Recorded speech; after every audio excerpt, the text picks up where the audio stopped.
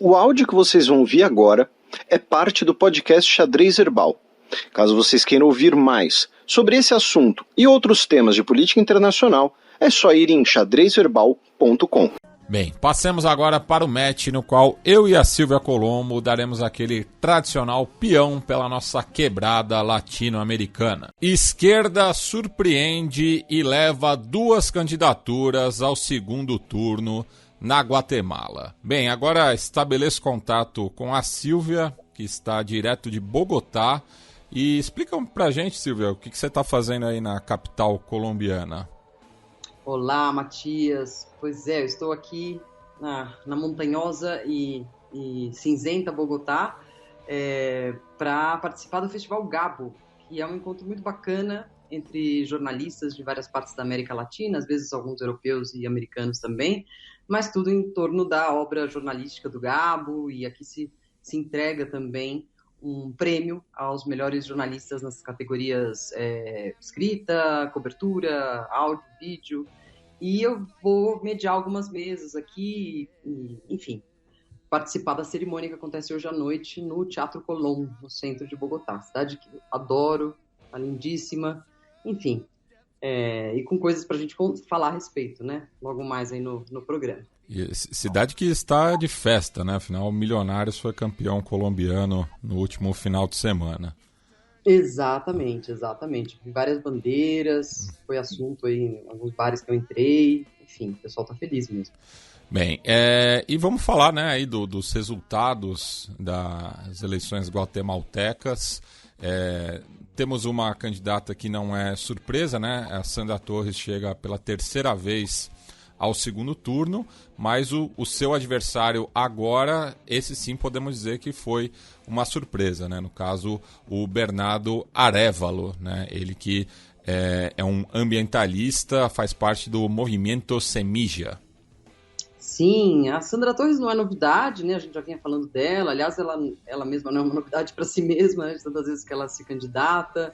Ela que até chegou a se separar do marido, que era ex-presidente, para poder se candidatar, e agora, por fim, pôde e chegou ao segundo turno.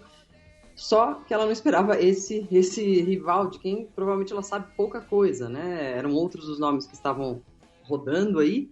E o Bernardo Arévalo, do Movimento Semilla, de fato é uma surpresa nessa eleição. O que a gente sabe dele? Que ele é filho de um ex-presidente, praticamente 70 anos atrás, e que foi derrubado por um golpe, e ele está se apresentando ali como uma alternativa democrática para esse país que a gente já comentou algumas vezes, vem caminhando aí num sentido de uma autocracia, avançando contra as instituições, né? Mas enfim, ambos tiveram uma votação bastante baixa, né, Matias? Um cenário que lembra um pouco as eleições peruanas, né? Muitas candidaturas acabaram disputando bastante votos, né? Isso acabou fragmentando a direita, principalmente, né? Porque tivemos o candidato governista, o Miguel Conde, que teve menos de 10% dos votos, o nacionalista Armando Castillo, e também a candidatura de extrema-direita, né, liderada pela Zuri Ríos Sosa, filha do ex-ditador Efraim Ríos, que aparecia liderando, né, as pesquisas, mas teve apenas 6,7% dos votos, né? Então tivemos aí, né, várias candidaturas de direita que não conseguiram ameaçar, né, as 2 candidaturas de centro-esquerda.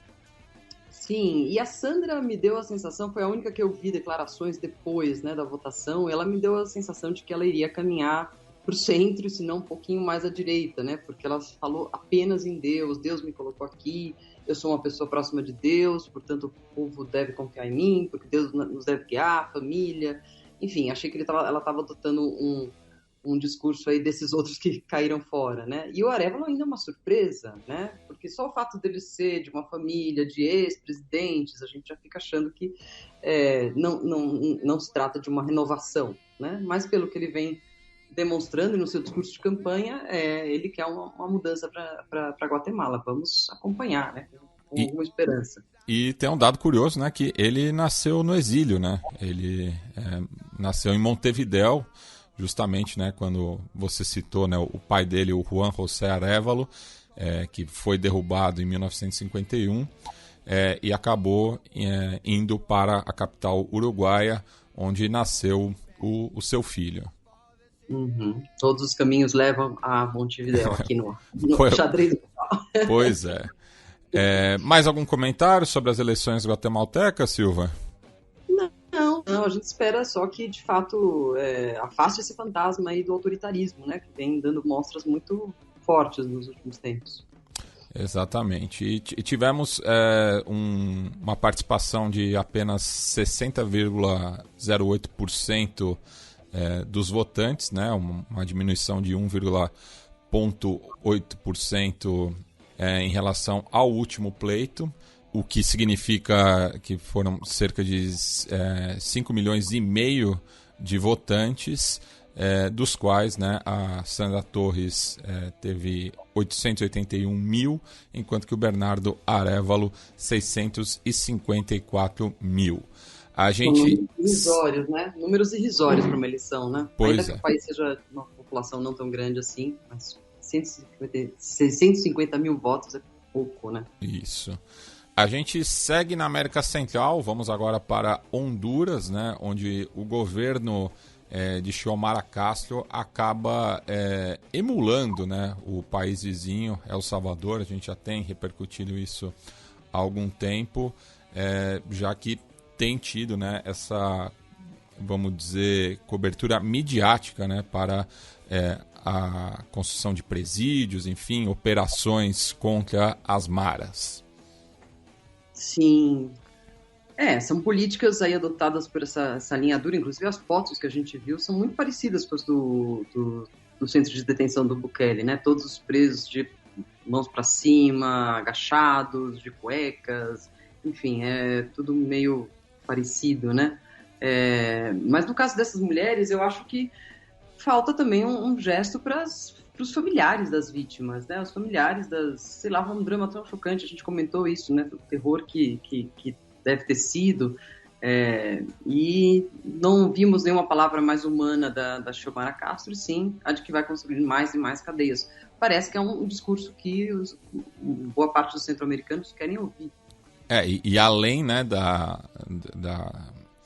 do caso no presídio feminino, né, que a gente repercutiu, no qual 46 detentas foram mortas, logo depois teve uma chacina no município de Choloma, no norte do país, no qual 21 pessoas foram mortas, né? Em 13 delas num salão de bilhar nesse município, né? Só fazendo uma correção, a foto que eu estou comentando é foto de detentos homens, mas justamente para mostrar a similaridade de como se tratam a eles em El Salvador e em Honduras, né? Um jeito parecido. Bueno, de Honduras nós vamos para a Colômbia, já que temos duas notícias, né? Primeiro, uma que o governo suspendeu as buscas pelo cão Wilson, né, que ajudou na busca das crianças indígenas, por conta justamente das condições difíceis que estão sendo, né, na região ali de San José del Guaviare. Sim, o cão Wilson continua sendo uma estrela trágica do noticiário colombiano. Ele ainda está nas manchetes, nas primeiras páginas dos noticiários, e até de um modo polêmico, né? Há quem pense e quem diga que não se deveria estar procurando esse cão de maneira com tanto esforço, porque afinal a Colômbia tem de fato várias outras questões de segurança e de gente passando necessidades na selva, imigrantes, etc. E por outro lado, há um grupo de pessoas que acha que tem que continuar assim, porque afinal ele foi essencial no salvamento das crianças e se perdeu, e que ele teria trabalhado e se esforçado como os demais soldados, né? Mas eu sei que um pouco para acomodar essa discussão, o presidente Petro saiu a condecorar a mãe do Wilson, né? Uma cadela que também parte ali da tropa do exército, e foi uma cerimônia toda midiática também, cheia de festas, bandeiras, ali na frente da Casa de Nariño, que é a sede do poder. E eu até achei curioso, a revista Câmbio, tá nas bancas esses dias, eu fui dar uma olhada, ele tinha fotos de Wilson bebê, Wilson recém-nascido, quer dizer, de fato tem uma mania ao redor do Wilson aqui, que é uma história realmente triste, que o cachorrinho se perdeu na selva e parece que não vai mudar esse destino, né? Estará morto ou perdido.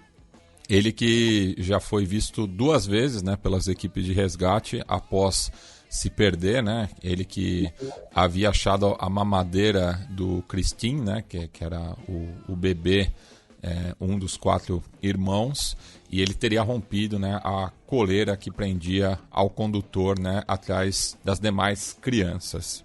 Ainda na Colômbia, né, o governo acusa a Rússia de violar protocolos de guerra após ataque ferir 3 colombianos na Ucrânia, né? Inclusive um deles é o escritor Héctor Abad Faciolince, que foi o alto comissário para a paz durante o governo de Juan Manuel Santos, e também o Sérgio Jaramillo, que participou do processo que levou ao acordo com a ex-guerrilha das Farc, e também a jornalista Catalina Gomes. Isso foi um ataque contra a cidade de Kramatorsk, aproximadamente 600 quilômetros de Kiev. Sim, o Héctor Abad Faciolince, que é o autor, aliás, de um excelente livro, que é El Olvido que Seremos, é um livro autobiográfico em que ele conta a história da família dele, relacionada à história da violência em Medellín. É um livro muito bonito, então ele é um homem bastante comprometido com questões de paz. O Sérgio Jaramillo, ele mesmo tinha colocado as mãos na massa nisso, e a jornalista estava os acompanhando. Parece que a que está em situação pior é ela. Enfim, também está sendo bastante midiaticamente exposto esse caso. A foto que eu vi ontem era do Héctor todo chamuscado, assim, abatido, dizendo que a gente estava dando risada, jantando, e de repente o mundo caiu sobre nós. Então também é muito comovente vê-los falar. Bem, da Colômbia vamos para o Equador, onde tivemos no último domingo uma chacina no município de La Concórdia, localizado na província de Santo Domingo de los Tizatillas, ao norte do país, né, na região litorânea, apesar da cidade em questão não ser banhada pelo mar, como alguns meios estrangeiros acabaram repercutindo, no qual morreram 8 pessoas em tiroteios, né, o que seria o terceiro caso relacionado à violência de gangues só neste mês de junho. Realmente a gente fica achando que as próximas eleições do Equador, que acontecem agora em agosto, estão próximas, mas esses últimos meses e semanas têm sido pavorosos, né? Acho que a instabilidade política, o fato de não ter um presidente, ou um presidente que não pode governar além de 5 ou 6 coisas ali que ele está permitido de fazer, deve estar dando uma sensação de não governo, né? E essa situação das prisões que marcaram muito a gestão do Guillermo Lasso, por esses números que você estava mencionando, parece fora do controle, né? Exatamente. Do Equador, vamos para o Chile, com 3 notícias distintas. A primeira é que o país assume temporariamente a presidência da Aliança do Pacífico. Isso porque, né, o México, através do presidente Andrés Manuel López Obrador, interveio para que o Peru não pegasse a presidência rotativa, que seria a vez, né, do país andino, por conta, né, nas palavras do próprio AMLO, de uma administração espúria por parte da Dina Boluarte. Sim, já está rolando essa saia justa entre os dois países desde então. Pessoalmente, eu acho que o López Obrador não tinha nada que ficar ingerindo sobre os assuntos do Peru, enfim, e isso tudo acaba fazendo turbulência para um bloco que nunca teve esse tipo de coisa, né? No Mercosul, sim, as brigas e as fricções são comuns, mas a Aliança do Pacífico é justamente conhecida como a irmã calminha, né, dos blocos, e que funciona bem mesmo com presidentes e mandatários tendo distintas ideologias políticas, né? Mas, enfim, acho que é uma saída institucional correta deixar a bola para o Chile agora, né, que está mais estável. Lembrando que, além, né, dos países citados, a Colômbia também faz parte dessa aliança e que deveria ter, né, uma reunião em Lima, justamente no mês de dezembro, mas por conta, né, da crise política no país, ela foi adiada.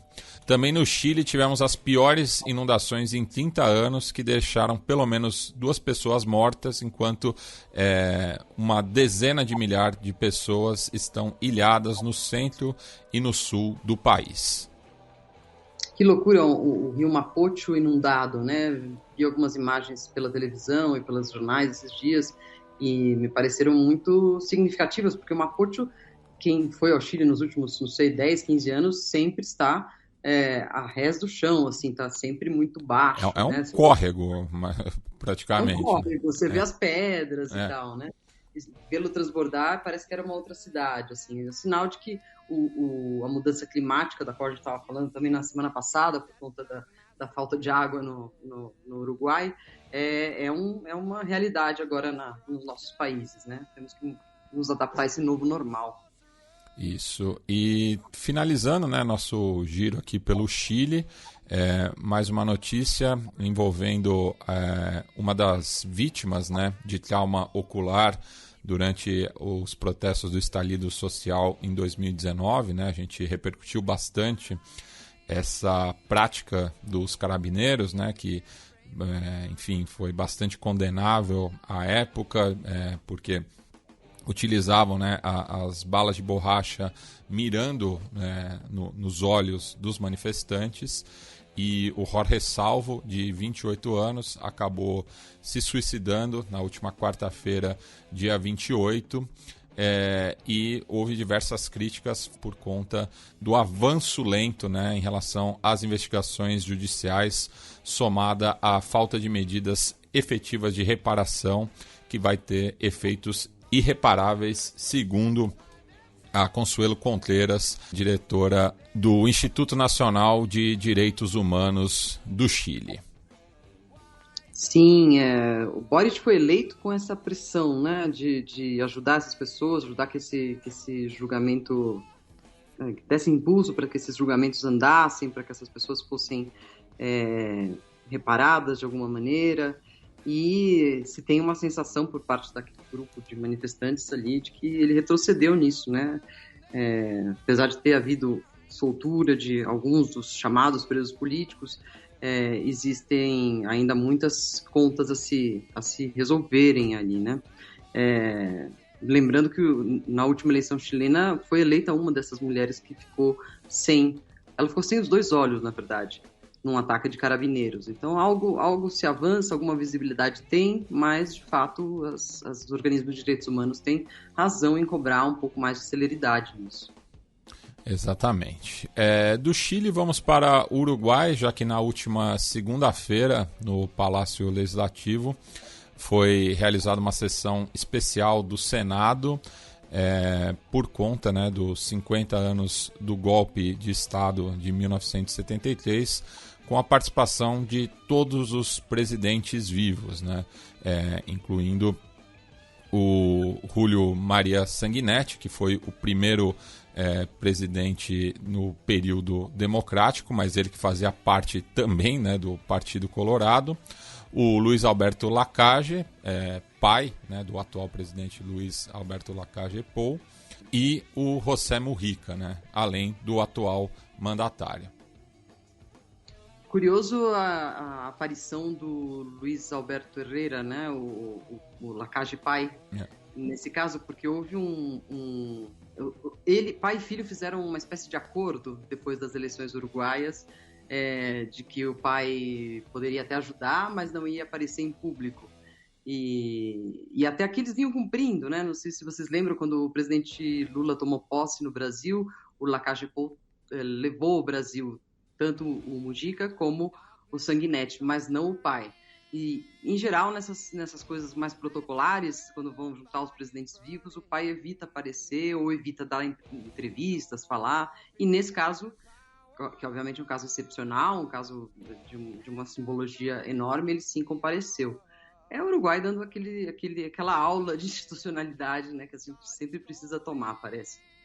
Exatamente. E, por fim, vamos repercutir aqui a entrevista que o presidente Lula deu ontem à Rádio Gaúcha, no qual ele foi questionado, né, em relação ao apoio ao regime Nicolás Maduro, e ele acabou declarando que o conceito de democracia é relativo para você e para mim.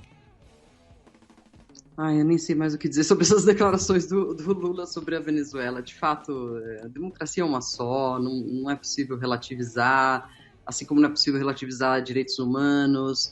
Ele mencionou também o fato de a Venezuela ter muitas eleições e, portanto, ter democracia também. Seria interessante que o presidente brasileiro dissesse algo sobre... democracia não é só eleição, ele deve saber disso, né? Enfim, essa desculpa ou essa justificativa de que a Venezuela tem várias eleições, teve mais de 20 desde que o Chávez assumiu, eu ouço de dirigentes dos governos chavistas desde então, praticamente, desde que a Venezuela passou a se tornar um país autoritário e depois uma ditadura. Né? Enfim, a gente sabe que a maioria dessas eleições, as mais recentes, com certeza são fraudadas. A comunidade internacional sabe disso, organismos internacionais já se manifestaram. Então, não é a quantidade de eleição que faz um país democrático. E o mesmo se aplica para Nicarágua, né? Que na última eleição, entre aspas, eleição de fachada, mandou prender 7 dos candidatos que poderiam ameaçar Daniel Ortega. Bem, Silvia, e aqui deixo espaço para você fazer a sua indicação cultural, né, antecipando o 7º selo. Exato. Esses dias eu voltei a visitar esse livro e eu queria recomendá-lo porque ele é muito interessante para tentar entender, né, a Argentina contemporânea. É um livro que se chama Pizza con Champán, Crônica de la Fiesta Menemista. Ou seja, é uma história bastante irônica do menemismo, contado por uma jornalista que já morreu, a Silvina Walger, em que ela, que era uma colunista social, ela resolveu meio que se virar contra seus próprios retratados e descrevê-los em suas excentricidades. Então aí aparece a Zulemita Menem, mulher do Menem, o filho do Menem que morreu de modo até hoje meio misterioso, num acidente de helicóptero, as mulheres e os homens que faziam parte desse entorno, que foi marcado justamente pela Argentina do dólar, né? A Argentina que tinha adotado a convertibilidade. Então, a loucura das pessoas com relação a bens materiais atingiu a toda a população e como não atingiria a cúpula. E isso é interessante justamente porque a dolarização é um tema que vem sendo debatido nessa pré-campanha argentina. Por isso que eu gostaria de recomendar um livro muito engraçado de se ler também. Bem, Silvia, agradeço mais uma vez pela sua generosidade e deixo aí você aproveitar o resto dessa sexta-feira em Bogotá.